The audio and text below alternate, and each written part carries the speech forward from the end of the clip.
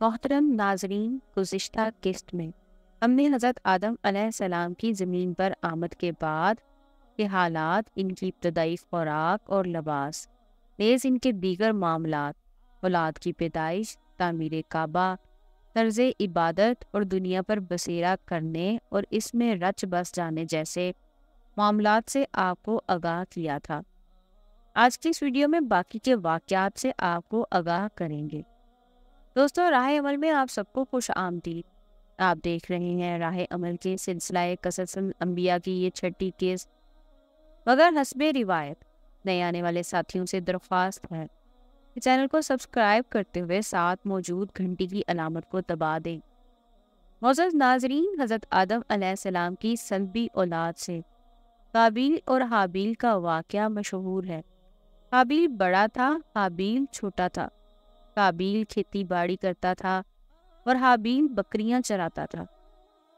قابیل کے ساتھ پیدا ہونے والی لڑکی کا نام اقلیمہ تھا، جو بہت زیادہ حسین و جمیل تھی، اور حابیل کے ساتھ پیدا ہونے والی لڑکی لیوبا خوبصورتی میں کچھ کم تھی۔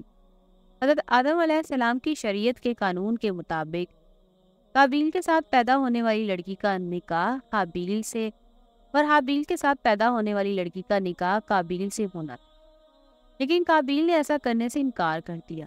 اس نے کہا کہ میرے ساتھ پیدا ہونے والی لڑکی کا نکاح ہی میرے ساتھ ہوگا۔ جب قابیل نے ضد اور ہٹ دھرمی شروع کر دی تو حضرت آدم نے کہا کہ تم دونوں اللہ کی راہ میں کوئی نہ کوئی چیز پیش کرو، جو سچا ہوگا اس کی نیاز و صدقہ قبول ہو جائے گی، اور جو جھوٹا ہوگا اس کی طرف سے پیش کیا گیا صدقہ قبول نہیں ہوگا۔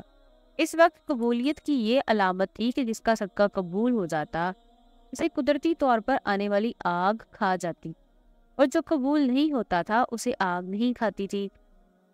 قابیل نے ایک انبار گندم اور حابیل نے ایک بکری یا ایک دمبا رب تعالیٰ کی راہ میں پیش کیا۔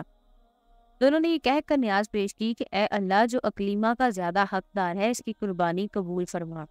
آگ نے حابیل کے صدقہ کو کھا کر قبولیت بخش دی، اور قابیل کے صدقہ کو آگ نے نہ کھا کر رد کر دیا۔ قابیل کے دل میں حسد، بغض و عناد بھڑک اٹھا۔ اسے حابیل کو قتل کرنے کی دھمکی دی۔ اللہ نے اس واقعے کو اس طرح ذکر فرمایا، اور انہیں پڑھ کر سناؤ آدم کے بیٹوں کی سچی خبر۔ جب دونوں نے ایک ایک نیاز پیش کی تو ایک ہی قبول ہوئی، بولا قسم ہے میں تجھے قتل کر دوں گا۔ حابیل نے کہا اللہ اسی سے قبول کرتا ہے جسے ڈر ہے، بے شک اگر تو اپنے ہاتھ مجھ پر بڑھائے گا کہ مجھے قتل کرے تو میں اپنا ہاتھ تجھ پر نہ بڑھاؤں گا کہ تجھے قتل کروں۔ میں اللہ سے ڈرتا ہوں جو مالک ہے سارے جہاں کا۔ میں تو یہ چاہتا ہوں کہ میرا اور تیرا گناہ دونوں تیرے ہی پلے پڑے، تو دوزخی ہو جائے، اور بے انصافوں کی یہی سزا ہے۔ ناظرین، اس واقعے کو ذکر کرنے کا یہ مطلب تھا کہ حسد کی برائی معلوم ہو اور نبی کریم سے حسد کرنے والوں کو سبق حاصل ہو، اور قیامت تک لوگ حسد کو برا سمجھیں۔ حابیل حق پر تھے، ان کی تقوی کے پیش نظر ان کا صدقہ قبول ہو گیا۔ انہوں نے کہا میں چاہتا ہوں میرا اور تمہارا گناہ تمہارے ہی پلے پڑ جائے۔ اس کا مقصد یہ ہے کہ تم نے اپنے باپ کی نافرمانی کی، وہ گناہ بھی تمہارے ذمے ہے، اور اگر مجھے قتل کرنا چاہو تو کر لو، میرے قتل کا گناہ بھی تمہارے ذمے ہی ہوگا۔ آدم مکہ گئے ہوئے تھے۔ قابیل ان کی عدم موجودگی میں اپنے بھائی کو قتل کر دیا۔ یہ روح زمین پر پہلا قتل تھا، اس لیے قابیل جانتا نہیں تھا کہ وہ اپنے بھائی کو کیسے قتل کرے۔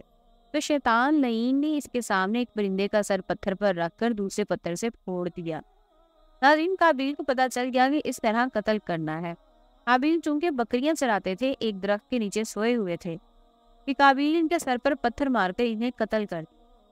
اس وقت حابیل کی عمر 20 سال تھی۔ عبدالرحمن بن فضالہ سے مروی ہے کہ جب قابیل نے حابیل کو قتل کر دیا تو اس کی عقل زائل ہو گئی، سمجھنے کی صلاحیت سلب ہو گئی، اسی حالت میں پاگل ہی رہا یہاں تک کہ مر گیا۔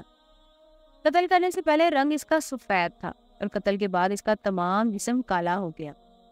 حضرت آدم علیہ السلام نے مکہ مکرمہ کی سرزمین سے واپس ہونے پر قابیل سے پوچھا تمہارا بھائی کہاں ہے؟ اس نے کہا میں کوئی اس کا ذمہ دار تو نہیں تھا۔ آپ علیہ السلام نے فرمایا تو نے اسے قتل کر دیا ہے، اس لیے تیرا جسم سیاہ ہو چکا ہے۔ حضرت ابن مسعود سے مروی ہے کہ رسول اللہ صلی اللہ علیہ وآلہ وسلم نے فرمایا جو شخص بھی ظلماً قتل ہوگا اس کے قتل کا عذاب آدم کے پہلے قاتل بیٹے پر بھی ہوگا، کیونکہ اس نے قتل کی ابتدا۔ حضرت آدم علیہ السلام بیٹے کے قتل پر اتنے زیادہ غمزدہ ہوئے کہ 100 سال تک آپ مسکرائے نہیں۔ اس کے بعد آپ کو ایک اور بیٹے کی بشارت دی گئی۔ اللہ پاک آپ کو زندہ رکھے، اللہ آپ کو ایک اور بیٹا عطا فرمانے والا ہے، تو آپ مسکرائے۔ ایک اور روایت میں ہے کہ حضرت آدم کو حابیل کے قتل ہونے کے 50 سال بعد حضرت شیث علیہ السلام عطا ہوئے، جو آدم علیہ السلام کے ولی عہد بنے۔ حابیل نے جب حابیل کو قتل کر دیا تو اب یہ نہیں جانتا تھا کہ کیا کرے۔ اس طرح چھوڑ دینے پر اسے یہ خطرہ تھا کہ درندے کھا جائیں گے، تو وہ اپنے بھائی کی لاش کو بوری میں ڈال کر پھرتا رہا، یہاں تک کہ لاش بدبودار ہو گئی۔ اسے چھپانے کا کوئی طریقہ معلوم نہیں ہو رہا تھا کہ میں کیا کروں۔ بہت پریشان تھا تو اللہ نے ایک کوا بھیجا جو زمین کو کریدنے لگا۔ قابیل کوے کا یہ عمل غور دیکھتا رہا، بولا خائے خرابی، میں اس کوے جیسا بھی نہ ہو سکا کہ کیسے اپنے بھائی کی لاش چھپاتا تو پچھتاتا رہ گیا۔ سبحان اللہ، اللہ تعالیٰ کتنا کریم ہے کہ قابیل مجرم ہونے کے باوجود جب اس پر پریشانی میں پھنسا ہوا تھا کہ اپنے بھائی کی لاش سے کیا کرے، دنیا میں پہلی موت تھی قبر کھودنے اور دفن کرنے سے، وہ بے خبر تھا۔ اس پر اللہ نے اس کی مشکل حل کرنے کے لیے اس کا معاون بننے کے لیے کوے کو بھیجا۔ کوے نے کیسے معاونت کی؟ ناظرین، علامہ راضی رحمۃ اللہ علیہ نے اس مقام پر 3 صورتیں بیان کی ہیں جو ایسے ہیں کہ اللہ نے 2 کوے بھیجے، وہ دونوں لڑے، ایک نے دوسرے کو قتل کر دیا اور اپنی چونچ اور پنجوں سے زمین کو کھرید کر مردہ کوے کی لاش کو اس گڑھے میں ڈال کر اوپر مٹی ڈال دی۔ اسے قابیل کو بھی پتہ چل گیا۔ دوسری یہ کہ قابیل نے تنگ آ کر حابیل کی لاش کو اسی طرح پھینک دیا۔ اللہ نے کوے بھیجے جنہوں نے مٹی کھود کر حابیل کی لاش پر ڈالی اور اسے چھپا دیا۔ یہ دیکھ کر قابیل کو بہت افسوس ہوا کہ حابیل کو اللہ نے کتنی عزت بخشی ہے اور میں اس قتل ناحق سے کتنا ذلیل ہو گیا۔ ناظرین، کوے کی عام عادت یہ ہے کہ کوئی کھانے کی چیز اس کے پاس ہو تو اسے دوسرے وقت کے لیے زمین میں دبا دیتا ہے۔ قابیل کوے سے کم علم رکھنے کی وجہ سے بہت بے شمار ہوا کہ مجھ سے تو کوا چاہے جیسی چیز کو چھپاتا آتا ہے۔ قابیل کو یہ احساس ندامت اللہ کے خوف کی وجہ سے نہیں تھا، اسے ندامت کوے کی نسبت کم عقل ہونے کے باعث تھا۔ وہ اس کے باوجود اپنے مقصد میں کامیاب نہیں ہوا کیونکہ اسے ماں باپ، بہن بھائی سب ناراض ہو گئے تھے۔ جب آدم علیہ السلام کا آخری وقت آیا تو آپ کو جنتی میوے کھانے کی خواہش ہوئی۔ اپنے فرزندوں سے کہا کہ کعبہ معظمہ جاؤ اور وہاں دعا کرو، اللہ تعالیٰ میری یہ تمنا پوری کرے۔ آدم علیہ السلام کے فرزند یہ حکم پا کر وہاں پہنچے۔ انہیں حضرت جبرائیل اور دوسرے فرشتے ملے جن سے انہوں نے آدم کی فرمائش کا ذکر کیا۔ فرشتوں نے کہا ہمارے ساتھ آؤ، ہم جنت کے میوے اپنے ساتھ لائے ہیں۔ چنانچہ یہ آدم علیہ السلام کے پاس پہنچے۔ حضرت حوا ان فرشتوں کو دیکھ کر ڈرنے لگی اور چاہا کہ آدم علیہ السلام کے دامن میں چھپ جائے۔ انہوں نے فرمایا کہ حوا، اب تم مجھ سے الگ رہو، میرے اور رب کے قاصدوں کے درمیان آڑ نہ بنو۔ اس طرح فرشتوں نے آدم علیہ السلام کی روح قبض کر لی۔ تب فرشتوں نے آدم علیہ السلام کے بیٹوں کو کہا جس طرح ہم تمہارے باپ کا کفن دفن کریں گے اسی طرح تم فوت ہونے والے لوگوں کا کفن و دفن کرنا۔ جبرائیل علیہ السلام جنت کے مرکب خوشبو اور جنتی جوڑے کا کفن اور جنتی بیری کے کچھ پتے اپنے ساتھ لائے۔ آدم علیہ السلام کو خود غسل دیا، کفن پہنایا اور خوشبو ملی۔ پھر ملائکہ ان کا جسم مبارک کعبہ میں لائے اور ان پر سارے فرشتوں نے نماز جنازہ ادا کی، جس میں حضرت جبرائیل علیہ السلام امام تھے جبکہ دیگر فرشتے مقتدی۔ اس نماز میں 4 تکبیریں کہی گئیں جیسا کہ آج ہوتی ہیں۔